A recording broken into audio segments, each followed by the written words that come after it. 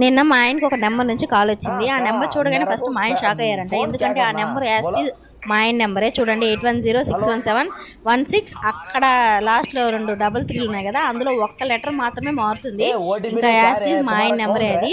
ఆయన షాక్ అయ్యి ఇంకా కాల్ లిఫ్ట్ చేశారు. లిఫ్ట్ చేసిన వెంటనే అతను ఏం మాట్లాడాలంటే హిందీలో మాట్లాడారంట. అంటే మీకు ఒక ఓటీపీ వచ్చింది, ఆ ఓటీపీ చెప్పండి అని. ఈయన మీరు ఎవరు, ఎందుకు ఓటీపీ అని అడిగారు. ఆయన మళ్ళీ లేదు ఓటీపీ చెప్పిపోయా, ఓటీపీ చెప్పిపోయా అని ఇలాగే అడుగుతూనే ఉన్నారు. కట్ చేసేసాడు. కానీ మళ్ళీ ఫోన్ వచ్చింది.